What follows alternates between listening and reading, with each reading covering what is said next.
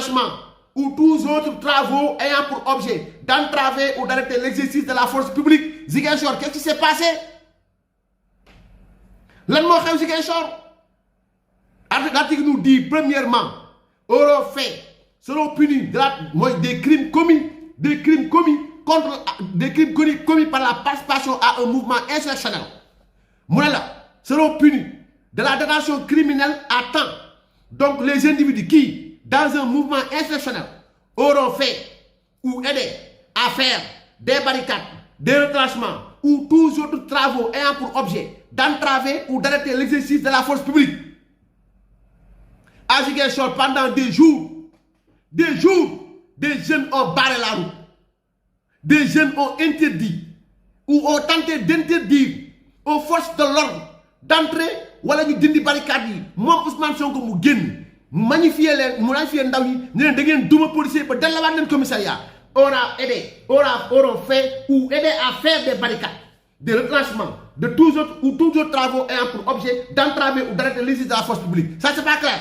Il n'y a pas X, c'est Ousmane Sonko.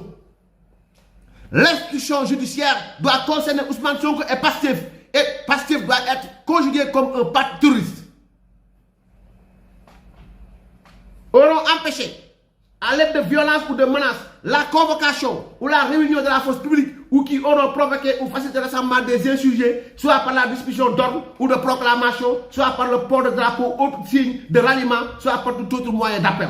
Auront, pour faire attaque ou résistance envers la force publique, envahir ou occuper des édifices, postes ou autres établissements publics, des maisons habitées ou non habitées. Li amou. L'université, c'est pas un établissement public. Terre bi, BRT bi, taal ñu ay kër jàmbur, dugg ci biir ay établissement. Donc il n'y a pas de X. Il s'appelle Ousmane Sonko. C'est lui. L'article 279-1 continue toujours. Les violences et voies de fait commises contre les personnes et les destructions ou dégradations commises lors de rassemblement est visé par l'article 98 du présent code. Mbirum terrorisme, article 98 day ñëw tamit waxaat ci leneen. Article 98 du code pénal. Nee na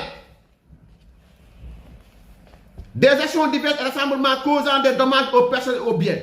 Lorsqu'au cours d'actions diverses et de rassemblements illicites ou licites, rassemblement illicite ou licite, maam rassemblement bu ñu tere wala ñu maye, des violences ou voies de fait sont commises contre les personnes ou que des destructions ou dégradations sont causées aux biens. Les instigateurs, organisateurs et participants seront punis dans les conditions suivantes. 1. En cas d'action menée à la suite d'un mot d'ordre verbal ou écrit, les instigateurs, organisateurs et les personnes qui auront participé volontairement à cette action, quelque forme que leur participation est revêtue, seront punis d'un emprisonnement d'1 à 5 ans. En cas de rassemblement illicite, les instigateurs, organisateurs qui auront donné ba mu jeex kan mooy instigateur bi fii dafa raw Baara Ndiaye ci Rufisque, dafa raw Thioro Mbacké, dafa raw Guy Marius Sagna, dafa raw tous ces gens de Pastef qui ont eu à faire des appels à l'insurrection, des appels à la mobilisation, envie de sortir dans la rue, marcher vers le palais, taal leen lépp, na lépp boy, na lépp tasaaroo, na nit ñi dee, na lépp ay tàkk. dafa raw. Y a pas de ça. Amul X, il s'appelle Ousmane Sonko. L'article 279 continue toujours. Les enlèvements et séquestrations prévus par les articles 334 à 337, les destructions, dégradations et dommages visés aux articles 406 à 409 du présent code. Les destructions, dégradations et dommages visés aux articles 406 à 409 du présent code. 406.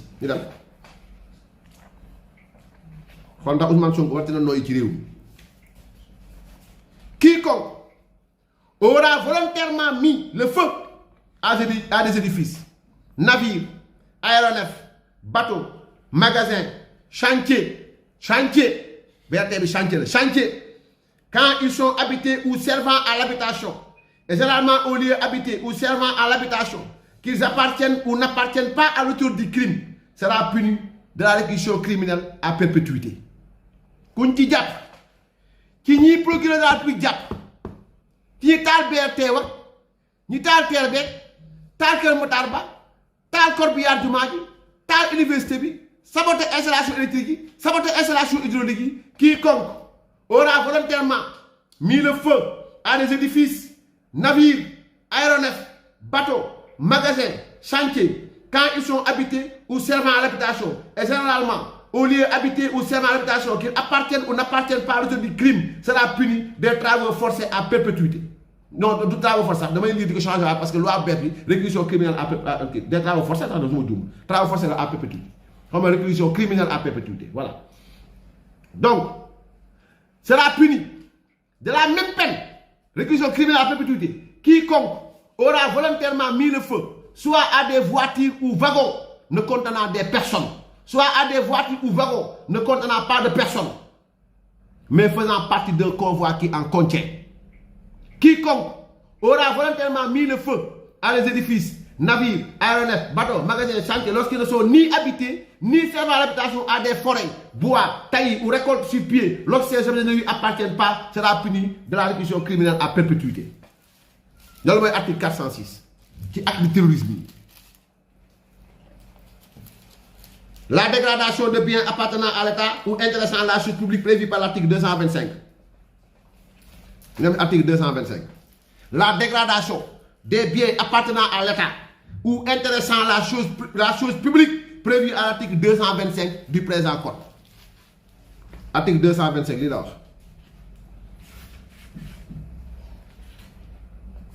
Sans préjudice des peines plus fortes prévues par le présent code ou par des lois spéciales, sera puni d'un emprisonnement de 2 à 5 ans et d'une amende qui ne pourra excéder le cas des restrictions et indemnité ni en aucun cas être inférieur à 100 000 francs, quiconque aura volontairement détruit ou dégradé des biens immobiliers appartenant à l'État ou à toute autre collectivité publique.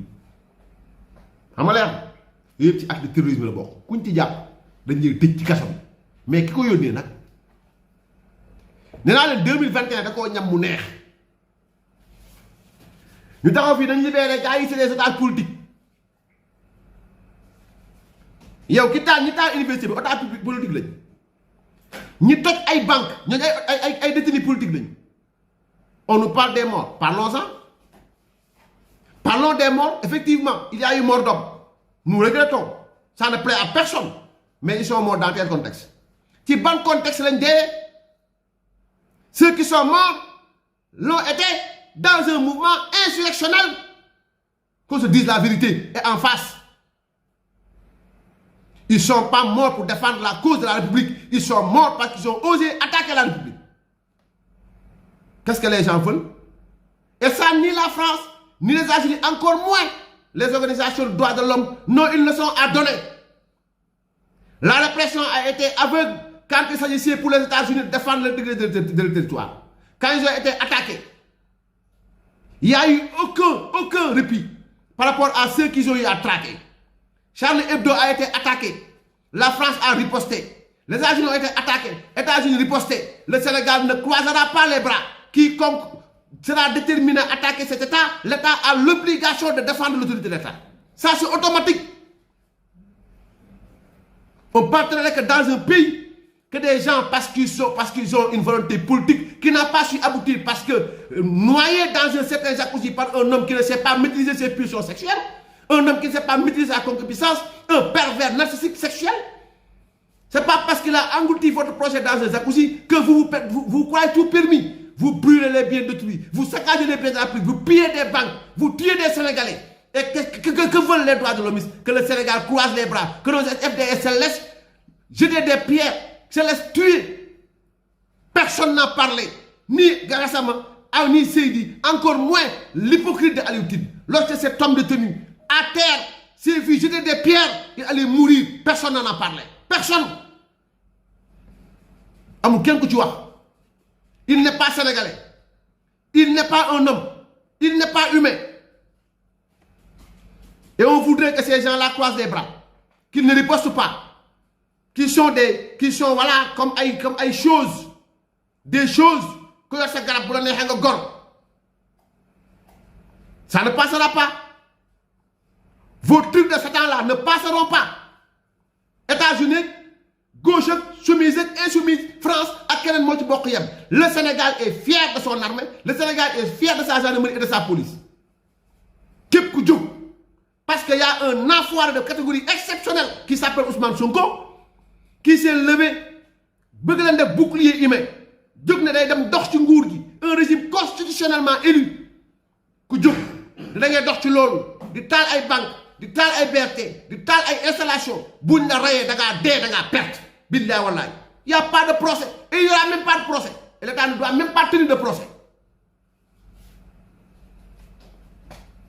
C'est comme si aux États-Unis on allait dire que dañ def procès par rapport à un homme de Al-Qaïda qui s'est levé bu doon dem ci Maison Blanche il y aura pas procès kooku il a défendu son pays il a défendu sa république qu'on nous agace point.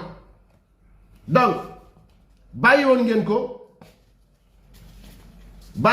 ko 2021 ñi ko di ko boy bayal 2023 taal nañ bibliothèque université taal nañ terre bi taal nañu ay dem dikk taal nañu saccagé bi yoon ay banque taal ay banque beneen yoon a tey wallahi azim ci palais bi la ñuy dugg. Ousmane Sonko est un danger public. Ousmane Sonko est comme la rougeole. Ousmane Sonko est comme la lèpre. C'est un mal à éradiquer de l'espace public du Sénégal moom ak waa Pastef ak kullu ko ànd ak ñoom sant nañ leen gërëm leen yàlla na yàlla def jàmm Sénégal di yëgal ñëpp ne sëñ Mountakha Mbacké ibn sëñ Bachir yàlla guddal fanam donc digle